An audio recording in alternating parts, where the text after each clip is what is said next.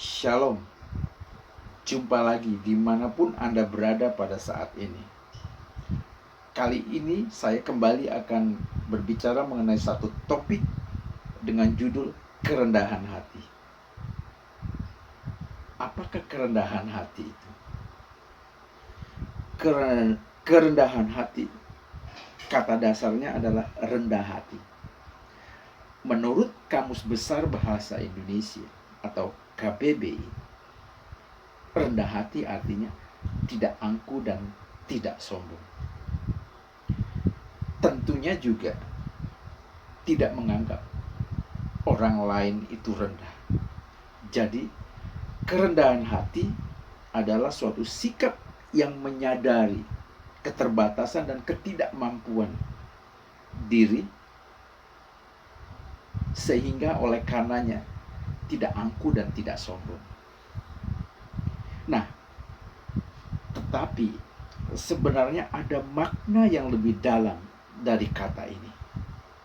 Mari simak terus. Seorang Bunda Teresa dari Kalkuta, ia adalah seorang biarawati dari gereja Katolik Roma dan sekaligus seorang misionaris yang mengabdikan dirinya sepenuhnya di India, walaupun ia sendiri adalah keturunan Albania dan memang akhirnya dia menjadi warga negara India. Dia menjadi terkenal oleh pelayanannya terhadap kaum miskin atau kaum papa, para yatim piatu, orang-orang yang telantar, dan orang-orang sakit, yaitu mereka yang menderita sakit HIV atau AIDS, dan juga mereka yang menderita penyakit TBC pada saat itu. Nah, sebagai salah seorang tokoh dunia, Ibu Teresa pernah membuat satu pernyataan yang cukup penting, yaitu kerendahan hati adalah induk atau ibu dari semua sifat-sifat yang baik. Karena dalam kerendahan hati, kasih kita itu akan menjadi nyata. Dan kerendahan hati merupakan satu sikap yang paling damai, yang memiliki makna yang luar biasa dan dalam, serta sangat berdampak luas. Sungguh mengagumkan. Nah, kemudian ada lagi seorang tokoh yang luar biasa, Musa namanya. Di dalam Alkitab, Musa adalah seorang tokoh yang sangat dihormati, dan ia dikenang sepanjang sejarah sebagai salah satu pemimpin terkemuka dalam ras manusia. Dan Musa adalah seorang pemimpin yang penuh kuasa dan memiliki teladan yang tiada bandingannya. Tetapi sekalipun Musa itu sangat dihormati, dia sangat terpandang dan menjadi pemimpin besar yang sangat berwibawa. Namun Musa adalah seorang yang sangat rendah hati. Di dalam Bilangan pasal yang ke-12 ayat yang ketiga, demikian bunyinya, adapun Musa ialah seorang yang sangat lembut hatinya, lebih dari seorang manusia yang di atas muka bumi. Perhatikan terjemahan Alkitab kita bahasa Indonesia. Lembut hati. Ini berasal dari teks aslinya bahasa Ibrani, yaitu anaf, yang di dalam bahasa Inggris artinya the humblest, artinya paling rendah hati. Oleh sebab itu, sebagian besar Alkitab terjemahan bahasa Inggris seperti NIV, New International Version, kemudian NLT, New Living Translation, dan juga CEVUK, Contemporary English Version, United Kingdom, dan masih banyak lagi. itu menerjemahkan anaf, yaitu humble, artinya rendah hati. Nah, hanya King James Version yang menggunakan kata the meek, yaitu lembut, sama dengan terjemahan dalam Alkitab kita bahasa Indonesia. Tetapi maknanya tetap, yaitu merujuk kepada kerendahan hati. Jadi Musa adalah orang yang sangat rendah hati. Dan bahkan ayat tadi mengatakan Musa adalah orang yang paling rendah hati yang ada di muka bumi tadi. Luar biasa. Sekali lagi, namun demikian, teladan terbesar kerendahan hati adalah hanya Tuhan Yesus Kristus. Karena Dia rela mati, disalibkan sebagai wujud daripada kasih-Nya yang total, agar semua manusia dapat diselamatkan. Nah, coba bayangkan ayat berikut di dalam Filipi pasal kedua ayat 6, 7, dan ke-8. Bunyinya, yang walaupun dalam rupa Allah tidak menganggap kesetaraan dengan Allah itu sebagai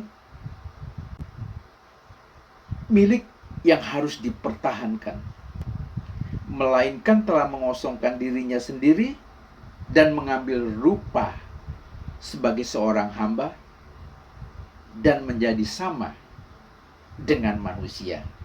Dan dalam keadaannya sebagai manusia, Ia telah merendahkan dirinya dan taat sampai mati, bahkan sampai mati di kayu salib. Sungguh agung teladan kerendahan hatinya. Kepentingan dirinya dikesampingkan, kemuliaannya tidak dihiraukan. Semuanya Ia lakukan demi kita, manusia. Nah, kalau Tuhan Yesus seperti itu, bagaimana dengan kita, saya dan saudara? Mari kita lihat di dalam Kolose pasal yang ketiga, ayat yang ke-12. Demikian bunyi firman Tuhan. Karena itu, sebagai orang-orang pilihan Allah yang dikuduskannya dan dikasihinya, kenakanlah kerendahan hati. Nah, firman Tuhan lewat Rasul Paulus dalam ayat ini memerintahkan kita untuk rendah hati, agar kita tidak sombong, tidak angkuh, tidak tinggi hati, tidak congkak, dan tidak merendahkan orang lain. Karena di dalam kitab Amsal pasal yang ke-16 ayat yang ke-18, demikian bunyinya, kecongkakan mendahului kehancuran, dan tinggi hati mendahului kejatuhan. Kemudian dilanjutkan di dalam pasal yang ke-18 ayat yang ke-12. Masih di dalam kitab Amsal tersebut. Yaitu, tinggi hati mendahului kehancuran, tetapi kerendahan hati mendahului kehormatan. Jadi, orang-orang yang congkak, sombong, angkuh, tinggi hati, semuanya ini bersaudara kandung. Itu akan mengalami kejatuhan dan kehancuran. Sebaliknya, orang-orang yang rendah hati akan mendapatkan kehormatan dan bahkan kemuliaan. Nah, berikut ini yang terakhir, penutup. Ada satu statement yang bagus sekali, yang saya harapkan Anda menyukainya. Berikut ini statement tersebut. Kerendahan hati adalah ketenangan hati yang sempurna, tidak mengharapkan sesuatu dari manusia, tidak merasa bangga terhadap apa yang telah dilakukan dan yang telah dicapai, tidak terganggu terhadap tindakan yang menentang, tetap tenang ketika disalahkan, bahkan ketika direndahkan, karena merasa memiliki kediaman yang indah bersama dengan Tuhan, di mana ia dapat masuk, menutup pintu, menguncinya, lalu berlutut berdoa kepada Bapa, dan merasakan kedamaian seperti di kedalaman laut, sekalipun di atas permukaannya terdapat badai yang dahsyat. Kiranya Tuhan Yesus Kristus memberkati kita sekalian. Amin.